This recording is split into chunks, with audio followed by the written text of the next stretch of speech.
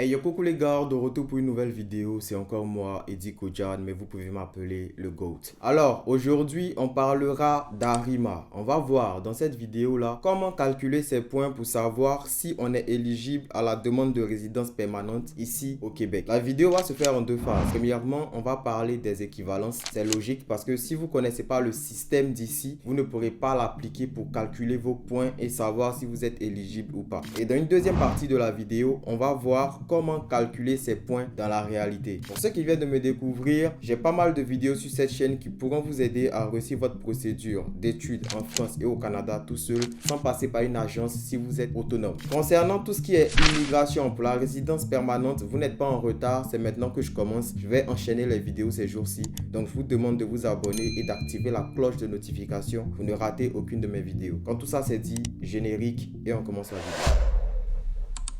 Comme je le disais en introduction, on va parler de l'équivalence. Mais pourquoi parler d'équivalence? Parce que le système ici au Québec est très différent de tout ce que vous avez pu connaître jusqu'à présent. Donc, ça va être important de comprendre le système québécois pour pouvoir calculer vos points. Donc, ici, par exemple, vous n'allez pas voir la classe de seconde, de première, de terminale, de licence 1. Ça n'existe pas ici parce que eux, ils ne sont pas calqués sur le système français. Vous voyez ou pas? Donc, ici, on va parler plus de secondaire, de post-secondaire, de baccalauréat et de maîtrise. Ici, le secondaire, ça correspond à quoi exactement? Le secondaire correspond à la classe de seconde et de première. Ici, la classe de seconde, ils vont l'appeler secondaire 4. La classe de première, ils vont l'appeler secondaire 5. Et normalement, dans la logique, si la classe de première est secondaire 5, il doit avoir une classe de terminale qu'on appelle secondaire 6. Mais la classe de terminale ici, en vrai, ça n'existe pas. Donc, c'est-à-dire quoi? Ici, les élèves ont leur baccalauréat en classe de première qui est le secondaire 5. Vous comprenez? Voilà. Et eux, lorsqu'ils ont le baccalauréat en classe de première, ils ne vont pas directement à l'université. C'est obligatoire pour eux de passer par une formation post-secondaire. C'est quoi une formation post-secondaire? C'est une formation qui vient après le secondaire.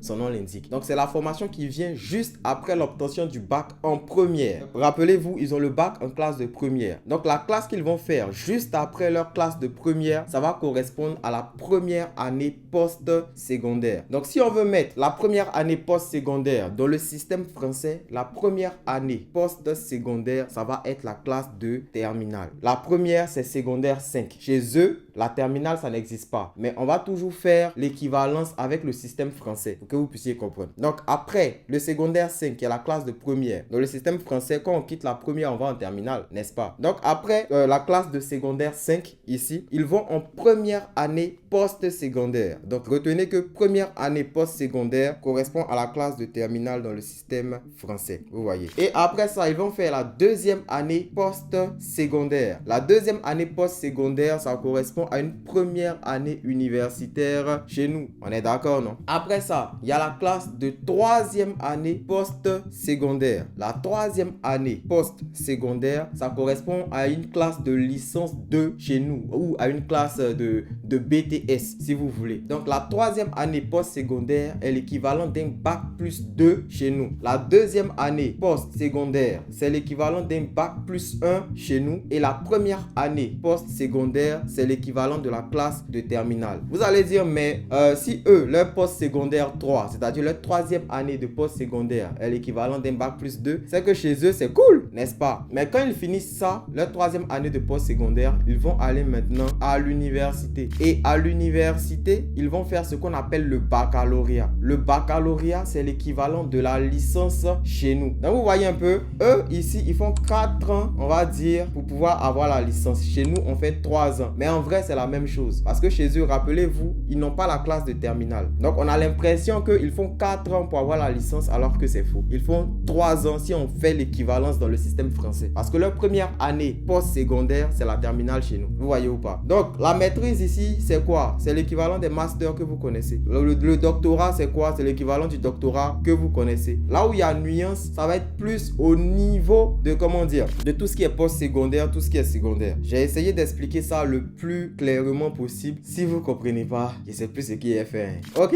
on va passer au calcul proprement dit. Bien, c'est parti pour le calcul. Alors, je vais vous mettre sur l'écran l'image que j'ai ici pour qu'on puisse suivre ensemble, ok? Déjà, vous devez savoir que pour calculer vos points, ils vont prendre en compte plusieurs critères, c'est-à-dire votre formation. Ils vont prendre en compte votre expérience professionnelle. Ils vont prendre en compte votre âge. Ils vont prendre en compte votre connaissance du français et ou de l'anglais. Ils vont prendre en compte est-ce que vous êtes déjà venu au Québec ou pas? Est-ce que vous avez de la famille ici ou pas? Ils vont prendre en compte aussi, pour ceux qui vont se faire accompagner, ils vont regarder chez vos conjoints ou chez vos femmes leur niveau de scolarité, leur expérience professionnelle. Ils vont aussi prendre en compte votre offre d'emploi, c'est-à-dire est-ce que vous avez déjà trouvé du travail ici au Québec? Vous voyez, voilà, bref, tout ça c'est beaucoup de charabia, mais dans la pratique, qu'est-ce que ça donne? Quand on vient maintenant dans la pratique, vous allez voir dans le volet formation, on s'en fout de ce qu'ils ont mis en bas, c'est éliminatoire, ça on s'en fout. Vous allez voir niveau de scolarité. Vraiment, quand on dit niveau de scolarité, voyez ça comme la dernière année d'études que vous avez eu à faire. C'est pas le dernier diplôme, c'est la dernière année d'études. C'est-à-dire, si vous avez eu la licence, mais que vous vous êtes arrêté en Master 2 sans avoir le Master 2, votre niveau d'études, ça va être considéré comme, je sais pas, je vais dire quoi, le Master 1. Sauf si vraiment vous avez terminé le Master 2 et que vous n'avez pas pu soutenir. Vous voyez, mais considérez ça vraiment comme votre dernière année d'études. Si vous avez fini le Master 1, que vous n'avez pas entamé le Master 2, votre niveau d'études, c'est le Master 1. C'est pas la licence, bien vrai que vous avez la licence. Donc, niveau de scolarité, c'est pas le dernier diplôme, c'est la dernière année d'études. C'est bon? Ok. C'est là que ça devient intéressant. Vous voyez maintenant que c'est écrit secondaire, secondaire, post-secondaire, universitaire. C'est pour ça que j'ai fait d'abord les équivalences pour vous aider à comprendre. Donc, vous allez voir, ici on dit secondaire général a droit à 2 points. C'est-à-dire quoi? Si toi, tu as fait seconde C, seconde A, première D, première C, si c'est ça ta dernière année d'études, tu as droit à 2 points. Donc, mets 2 points là quelque part. Après, on va additionner. Hein? Voilà. Si toi, ta dernière année d'études, c'était la seconde professionnelle ou la première professionnelle, tu as droit à 6 points. Parce que quand vous regardez, c'est écrit secondaire général 4 points, secondaire professionnel 6 points. Vous allez me dire, mais pourquoi ceux qui font professionnel ont plus de points que ceux qui font général alors que c'est la même classe? Parce que la procédure s'appelle travailleur qualifié. Ceux qui font professionnel sont formés pour aller directement dans le monde du travail. Ceux qui font général sont formés pour aller continuer les études. Donc en termes de qualification, ceux qui ont beaucoup plus de pratique, c'est eux qui sont qualifiés. Voilà, diplôme ça fait pas tout. Ok,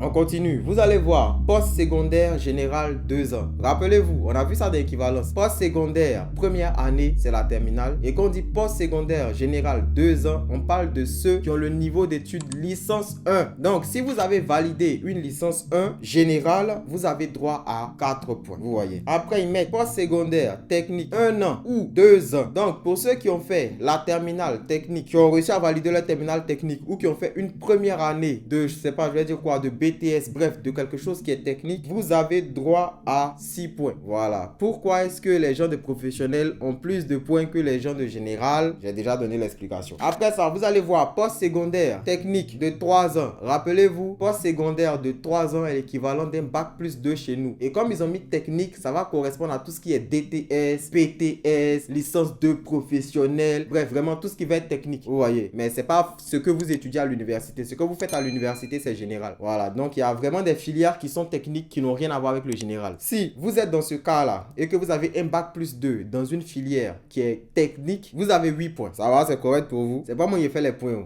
Hein? Voilà. Après, vous allez voir universitaire premier cycle, 1 an. Et juste en bas, vous allez voir encore universitaire premier cycle, 2 ans. Ça peut un peu prêter à confusion parce que ici, là, comme j'ai expliqué, quand ils finissent leur classe de première, ils vont faire le post-secondaire. Sauf que certains font seulement 2 années de post-secondaire au lieu de 3. Mais vu que, après eux, leur baccalauréat ici, après leur diplôme de bac en première, là, ils doivent faire 4 ans pour avoir la licence. Hein? Gardez ça en tête. Ceux qui ont fait 2 ans de post-secondaire vont devoir faire aussi 2 années à l'université pour que ça fasse les 4 ans. Donc, c'est pour ça que vous allez voir, c'est marqué universitaire premier cycle 1 an. Le premier cycle 1 an, ça correspond à ceux qui ont le niveau de licence. Vous voyez, non? Voilà, ça va être 4 points. Vous allez voir universitaire premier cycle 2 ans. Ça, ne tenez pas compte de la partie où ils ont mis 2 ans parce que ça ne va pas vous concerner. Ça va concerner plus ceux qui sont ici, qui font leur demande de résidence permanente. Ok? C'est bon? Voilà. Après ça, on va passer à universitaire. La partie où c'est marqué universitaire premier cycle 3 ans ou plus, ça ne va pas vous concerner également parce que ça concerne beaucoup plus ceux qui sont quittés à l'extérieur et qui sont rentrés ici directement à l'université. Parce que ça existe. Plein parmi vous là, ils ont le bac là-bas et ils viennent ici pour candidater en première année de baccalauréat. Ils vont faire 4 ans à l'université avant d'avoir leur licence, si on veut mettre ça dans le système français. Vous voyez, donc ça va concerner beaucoup plus ceux qui sont quittés ailleurs, qui sont venus ici directement pour pouvoir faire l'université. Donc retenez que universitaire, premier cycle, 2 ans et universitaire, premier cycle, 3 ans ou plus, ça ne vous concerne pas si vous n'êtes pas venu ici directement pour faire l'université à partir de la première année d'université ici. C'est clair? Maintenant, juste après ça, vous allez voir. Universitaire, deuxième cycle, 1 an ou plus. Le deuxième cycle, c'est le cycle de master ou de maîtrise si vous voulez. Donc, si vous avez le master 1, ça vous donnera droit à 12 points. Si votre niveau d'études, c'est le master 2, ça vous donnera également droit à 12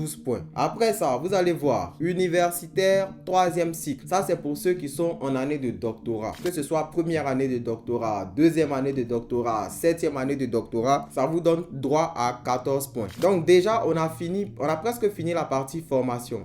Donc déjà, vous, en fonction de votre plus haut niveau d'études, vous pouvez savoir quel point vous avez à cette section-là. Je vous rappelle que c'est pas cumulable. C'est-à-dire que c'est pas parce que tu as fait licence 1, licence 2, licence 3, jusqu'à arriver au doctorat que tu vas additionner tout ça là. Non, vous prenez juste votre dernier niveau et vous cherchez ici, ça vous donne combien de points, ça va? Mais normalement, je vous ai déjà tout dit. Voilà. Et après, il y a le domaine de formation qui compte également. Mais le domaine de formation, je pense que je vais faire une autre vidéo dessus pour pouvoir savoir quel point on vous donne. Mais une chose est sûre, dans le domaine de formation, si vous regardez au niveau des points, ils ont mis 0, 2, 6 ou 12. C'est-à-dire qu'il y a des formations qui peuvent donner 12 points, des formations qui peuvent donner 6 points et tout. Donc, ça va dépendre dans quel domaine vous avez étudié. Si c'est quelque chose qui est beaucoup plus recherché ici, vous allez avoir beaucoup plus de points parce que vous avez étudié dans ce domaine-là. Vous voyez. Mais je vais pas venir faire ça parce que on va faire la vidéo genre à 50 minutes quoi. Ok? Donc, on va passer au... J'ai dit, tu fais quel chocobi là? On va passer au deuxième volet qui est l'expérience professionnelle. L'expérience professionnelle, c'est quoi? L'expérience professionnelle, c'est tout travail qui a été rémunéré. Voilà. Je parle pas des trucs dans l'informel. Tout job où il y a un contrat et où il y a des fiches de paie, c'est ça qu'on appelle l'expérience professionnelle. Donc, même si c'est un stage ou stage académique, c'est-à-dire que je parle pas des stages que vous prenez pour valider vos diplômes. Non. Il y a des stages professionnels, des stages de perfectionnement et tout. Voilà. Tant que c'est rémunéré, ça peut rentrer en ligne de compte dans tout ce qui est expérience professionnelle. C'est bon? Ok, maintenant on va bien parler de ça. Combien les expériences professionnelles vous donnent de points? Vous devez calculer vos expériences sur les 5 dernières années. Voilà. Si vous avez travaillé en 2018 pendant 6 mois, que ça a été rémunéré avec un contrat, avec des fiches de paie, et que vous avez travaillé 6 mois en 2018, après vous avez laissé, vous êtes venu travailler en 2020 pendant 1 an, tout ça là vous additionnez le total que ça va vous donner là. C'est ça que vous allez prendre pour pouvoir identifier vos points ici. C'est clair?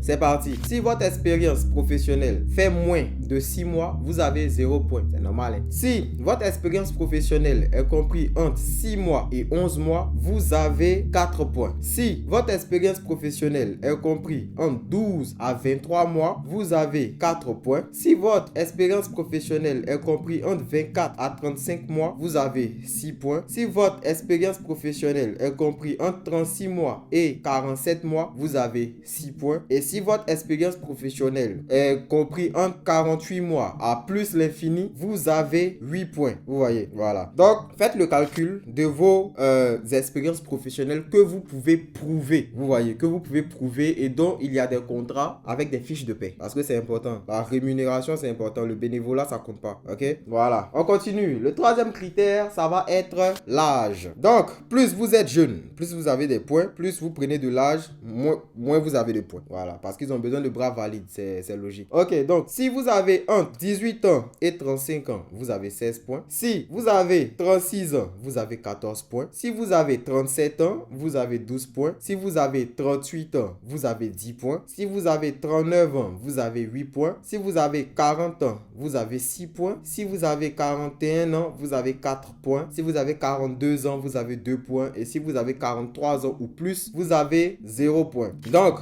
je vais reprendre encore. Si vous voulez calculer, juste pour vous rappeler, vous prenez les points que vous avez obtenus dans la partie niveau de scolarité. C'est-à-dire, vous prenez votre diplôme le plus haut, non pas votre diplôme, votre niveau d'études le plus haut. Le point que vous allez trouver, vous l'additionnez au point que vous allez avoir dans la partie expérience professionnelle. Ce que vous allez trouver, vous allez additionner ça encore au point que vous allez avoir dans la partie âge et ainsi de suite. Donc après, il y a les connaissances linguistiques, comme je vous ai dit, qui comptent aussi. Ceux qui sont bilingues, ils n'auront aucun problème. Par contre, ceux qui ne sont pas bilingues, vous devez forcément faire fort au test de français. Ok? Donc, au test de français, c'est quel test de français qu'on doit faire? Il y a beaucoup. Il y a le TCF, il y a le TEF, il y a le DELF, il y a le DALF, il y a... Bref, mais franchement, allez chercher au moins le niveau C1, C2 quand vous faites vos tests. Parce que plus vous allez avoir un haut niveau dans, comment dire, dans votre test de français, plus vous allez avoir de points. Vous voyez? Donc, le test de français, en vrai, je ne pourrais pas parler. Je ne pourrais pas vous expliquer ici parce que ça va dépendre de chacun du nombre de points que vous allez avoir dans la partie compréhension orale, production orale, compréhension écrite et production écrite. Donc, vraiment, allez chercher à chaque fois le niveau C1 maximum. Frappez fort dans le test de français pour pouvoir avoir le maximum de points. Si vous ne parlez pas anglais, vous allez avoir 0 points dans la partie où on parle de l'anglais. Voilà. Et ceux qui parlent anglais pourront avoir au moins 4 points de plus que vous. Donc, vous voyez que anglais, c'est important.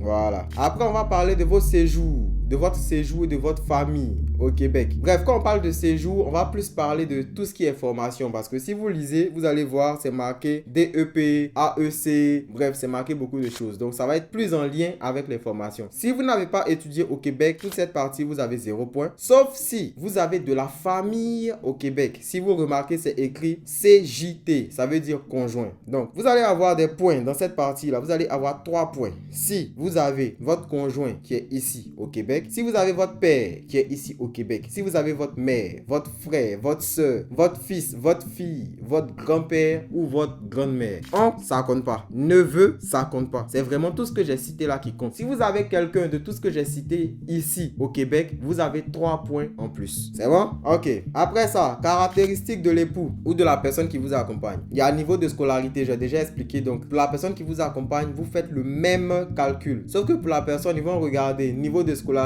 domaine de formation, j'ai dit je vais faire une autre vidéo pour ça. Ils vont regarder son âge et ses compétences linguistiques. On va pas regarder ses expériences professionnelles. C'est bon? Voilà. Et juste après ça, il y a une offre d'emploi valide. Si vous avez une offre d'emploi ici, vous aurez beaucoup de points. Bref, je vais vous mettre, comment dire là, la capture d'écran pour que vous puissiez voir. Mais moi, précisément, sincèrement, je vous conseille pas trop de compter sur l'offre d'emploi parce que c'est pas évident à avoir si vous n'êtes pas ici au Canada. Vous voyez, pour ceux qui sont au Canada, si vous avez une offre d'emploi, regardez en fonction des régions, vous allez voir le point qui vous est attribué pour cette section-là. Ça va? Et après, on va vous demander, ils vont vous demander le côté argent, hein, ça c'est sûr. Voilà, mais ça va vous donner que 1 point. Voilà, et puis on va vous demander, est-ce que vous avez des enfants? Vous voyez, donc je vais vous mettre le lien pour retrouver cette grille-là pour que vous puissiez faire vos calculs. Mais en même temps, ce que vous devez savoir, lorsque vous allez calculer tous vos points, pour pouvoir être éligible à la procédure de résidence permanente ici au Québec, vous devez avoir au moins 50 points si vous êtes seul et 59 points si vous êtes accompagné par votre conjoint. Vous voyez ou pas? Voilà. Donc, généralement, quand vous allez calculer, vous allez vous retrouver aux alentours de 31, de 32 parce que vous n'avez pas encore fait le test de français. Si vous n'avez pas encore fait le test de français et que vos notes sont en dessous de 35, moi, je ne vous conseille même pas d'essayer. Allez chercher à augmenter vos points. Comment on augmente vos points? C'est simple. Vous voyez, plus tu as de l'expérience professionnelle, plus tu as des points. Plus tu as des diplômes, plus tu as des points. Voilà, parce que si vous n'avez pas au moins 50 points et que vous essayez, on ne va pas vous prendre. Vous allez juste perdre votre temps pour rien. Donc, si vous voulez vous engager avec une agence, de grâce, faites le calcul vous-même avant d'y aller. Sinon, vous allez vous faire voler pour rien en fait. C'est bon? Je vais m'arrêter là. Je pense que la vidéo est déjà assez longue. On va s'attraper pour une prochaine fois.